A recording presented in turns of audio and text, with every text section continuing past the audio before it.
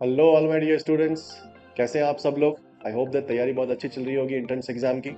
आज आप सबके लिए बहुत ही इंटरेस्टिंग और इम्पोर्टेंट सेशन लेके आया हूँ और टॉपिक का नाम है एसएचएम। इस टॉपिक पे एक या दो क्वेश्चन एग्जाम में फिक्स। ठीक है, अगर इस चैप्टर को ब्रेक डाउन करूँ मैं तो क्या क्या टॉपिक्स है। फाइंडिंग द डिस्प्लेसमेंट इक्वेशन, उस डिस्प्लेसमेंट इक्वेशन के थ्रू हमें ये पता चलता है एक्सेलरेशन कैसे निकालते हैं, वेलोसिटी कैसे निकालते हैं। उसके बाद टॉपिक आता है finding the kinetic energy of the object doing SHM, potential energy and the total energy. और लास्ट में कॉन्सेप्ट है इस चैप्टर में फाइंडिंग द टाइम पीरियड।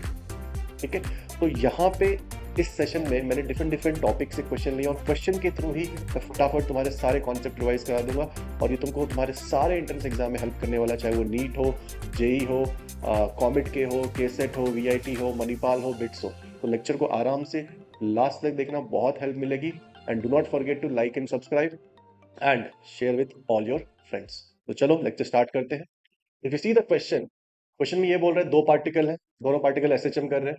ठीक है, पहला पार्टिकल, ठीक है, जो है वो डिस्प्लेसमेंट ए पे है, while the other one is at a displacement of -a/2। दोनों एक दूसरे के तरफ मूव कर रहे हैं। ठीक है, पहला कैपिटल ए मींस एम्पलीट्यूड पे है, दूसरा -a/2 पे है। दोनों एक दूसरे के तरफ मूव कर रहे हैं। क्वेश्चन में पूछा है मुझे ये बताओ किस टाइम पे दोनों की मुलाकात होगी। ठीक है, तो यहाँ पे दो फ्रेंड मिलने वाले हैं। ठीक है, दोनों का पोजीशन गिवन है, आप बताओ किस टाइम पे मिलेंगे।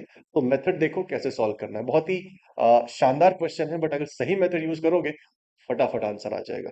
ठीक है, तो मैं इस एसएचएम को रिप्रेजेंट करता हूँ एक सर्कल पे। ठीक है, एक सर्कल ड्रॉ कर लेते हैं फटाफट। तो जो पहला पार्टिकल है वो कहाँ पे है, ए पे है। आई मार्क दिस एज ए।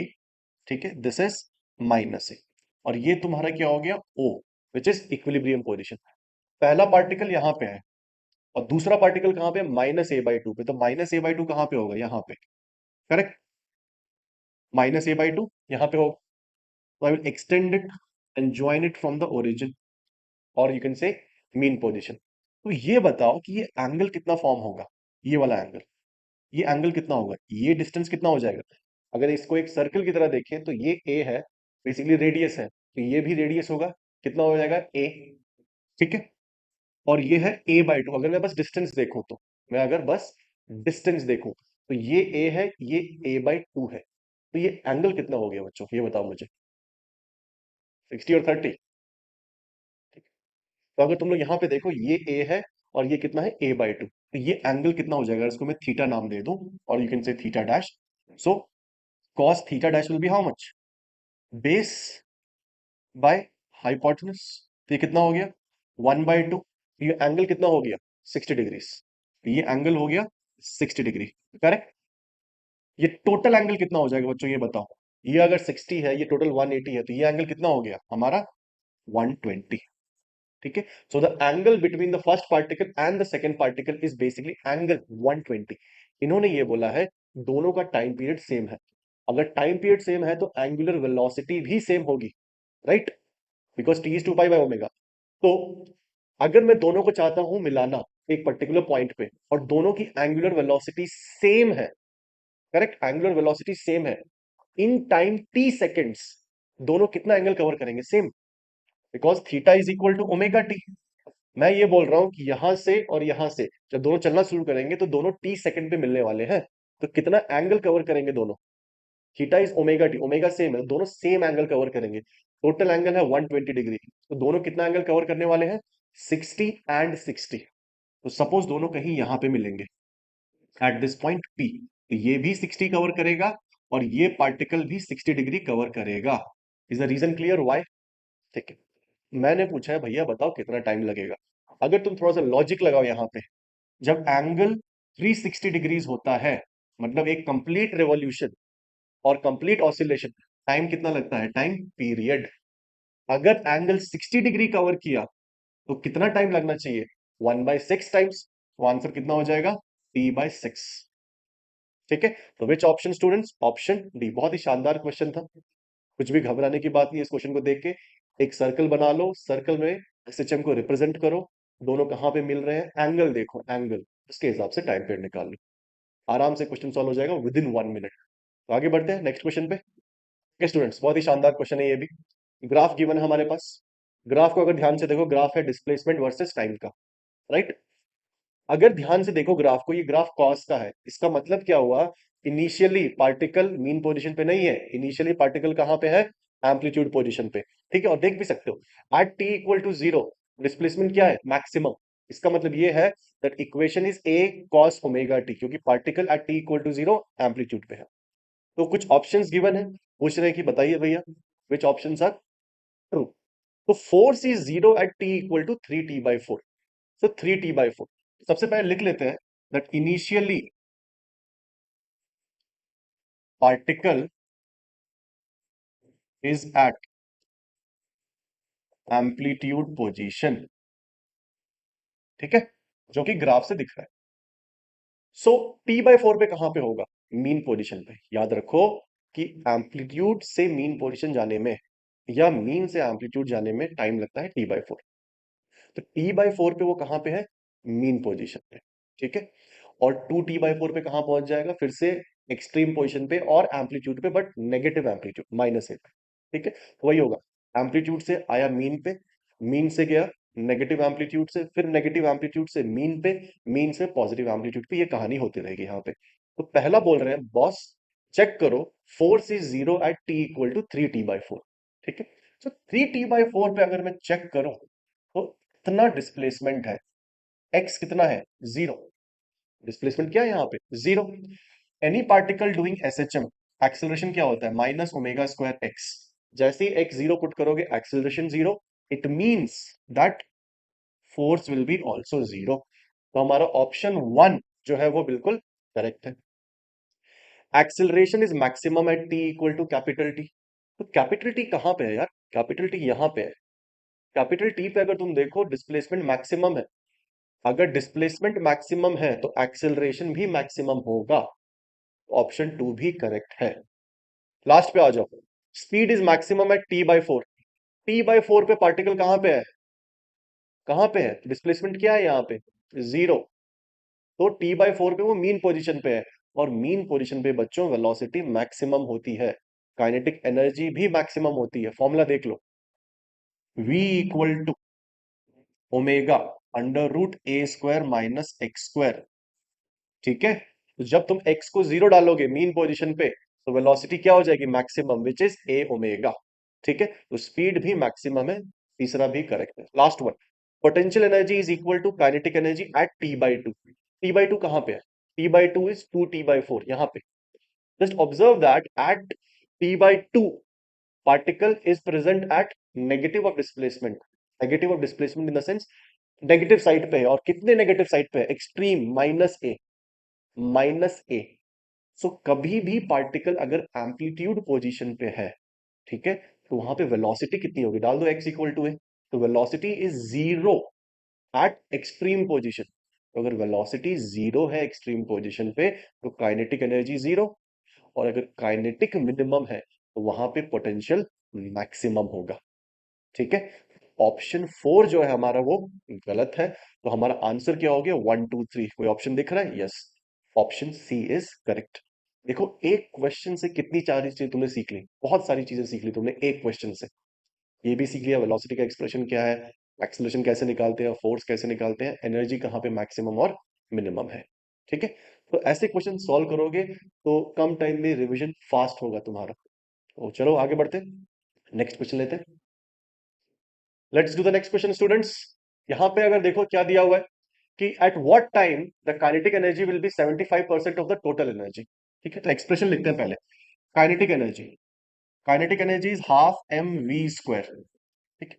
तो v का एक्सप्रेशन अगर डालोगे तो v का एक्सप्रेशन क्या होता है, suppose x is equal to A sine omega T, तो वेलोसिटी क्या हो जाएगा, a omega cos omega T. तो सब्स्टिट्यूट कर दो, so half m, correct, A square omega square cos square omega T, ठीक है। ये तुम्हारा हो गया काइनेटिक एनर्जी। टोटल एनर्जी बोला हुआ है, टोटल एनर्जी कैसे लिखेंगे, ठीक है। टोटल एनर्जी कैसे लिखोगे, देखो पोटेंशियल एनर्जी का एक्सप्रेशन होता है हाफ के एक्स स्क्वायर। अगर मैं x को a डाल दूं तो पोटेंशियल मैक्सिमम हो जाएगा और काइनेटिक जीरो, करेक्ट।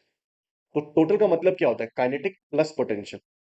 ठीक है, तो I will put that X as A, ये बन जाएगा हाफ के ए स्क्वायर। ठीक है, and what is K equal to? K is same as M omega square. डाल दो यहाँ पे half M omega square A square. ठीक है, तो क्वेश्चन में ये बोला हुआ है find the time at which kinetic energy is 75% of total। तो काइनेटिक एनर्जी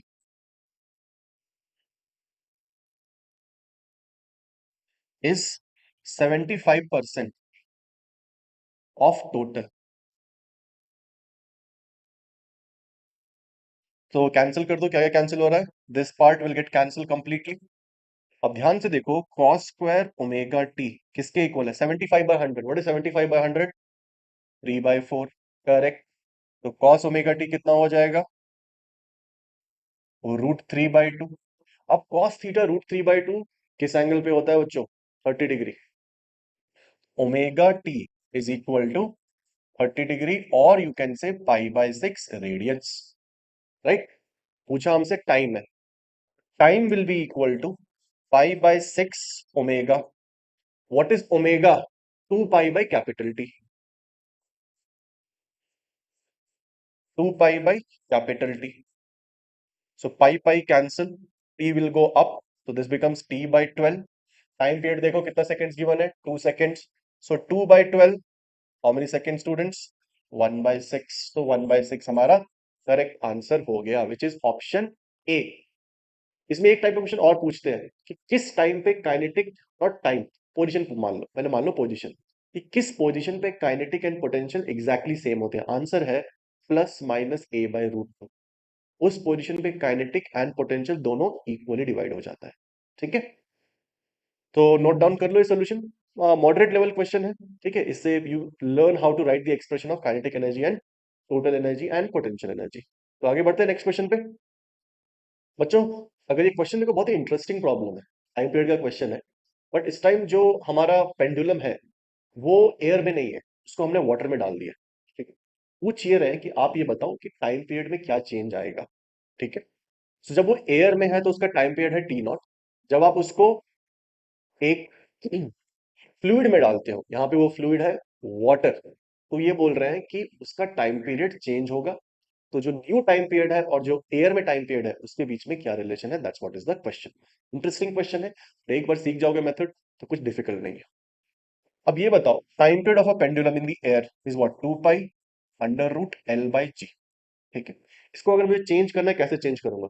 कभी ये लेंथ के चलते चेंज होगा, कभी ये जी के चलते चेंज होगा। यहाँ पे because you are changing the surrounding medium, G will change. ठीक है, G will change. I will write time period as 2π√L/g effective.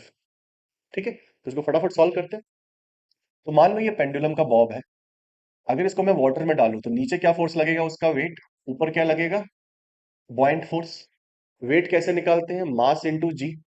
और मास कैसे निकालते हैं? Density into volume. ठीक है, तो what is the density of the bob? ये है डेंसिटी।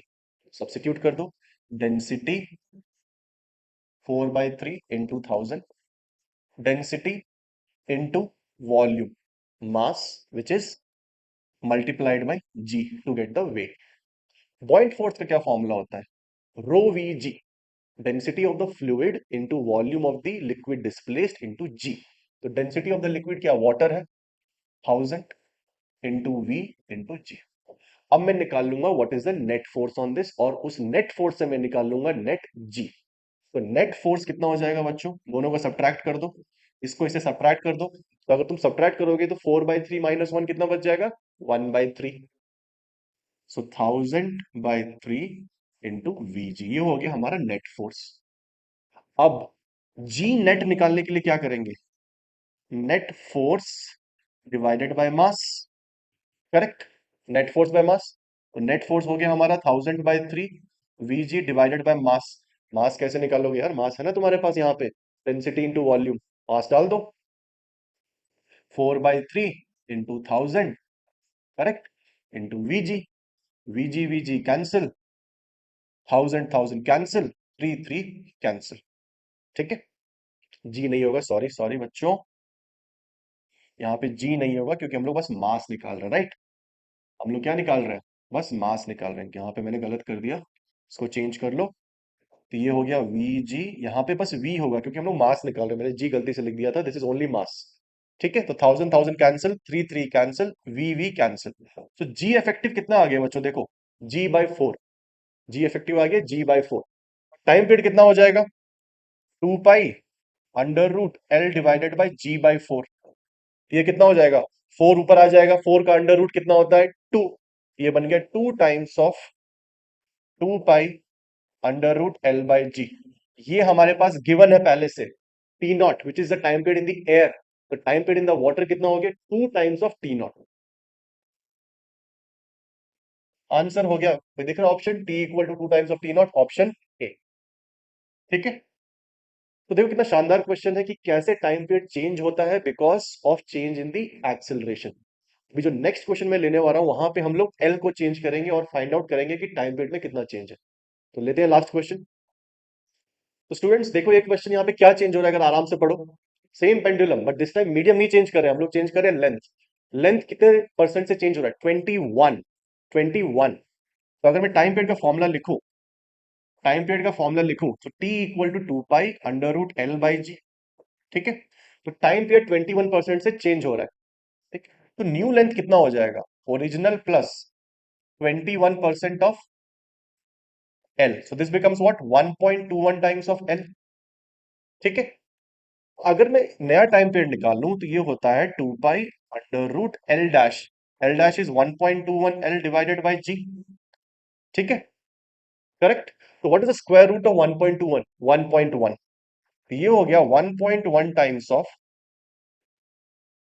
इसको ब्रैकेट में लिख लेते हैं अलग से, 2 pi under root L by G. बस ध्यान से देखो कि दोनों में चेंज कितना है। अगर मैं दोनों को सब्ट्रैक्ट करूं तो क्या आएगा, 0.1, राइट। इससे इसको सब्ट्रैक्ट करोगे तो 0.1 कितना परसेंटेज होता है बच्चों, 10%। तो विच ऑप्शन, ऑप्शन डी। कितना सिंपल क्वेश्चन है। ये सारे क्वेश्चन जो भी मैंने अभी करवाया, अगर तुम्हारा कॉन्सेप्ट क्लियर है, जो मैंने थोड़े थोड़े क्वेश्चंस के थ्रू क्लियर करे, एक एक मिनट में सॉल्व कर सकते हो, बहुत टाइम सेव होगा, but right strategy should be known to you. ठीक है, तो आई होप दैट इस लेक्चर ने हेल्प किया होगा तुमको बहुत एंड तक, थोड़ा सा डिटेल में टॉपिक को खुद से ही पढ़ना। And do let me know in the comment box किस टॉपिक पे नेक्स्ट हेल्प चाहिए, ताकि जो भी तुम्हारे अपकमिंग एग्जाम्स है सारे, एंट्रेंस, इंजीनियरिंग और मेडिकल, वहां पे चक्रू एकेडमी अपने बेस्ट तरीके से तुमको हेल्प कर सके। तो see you guys in the next session. अच्छे से पढ़ो, अपनी सेहत का ध्यान रखो, Chakru academy is with you. Bye guys.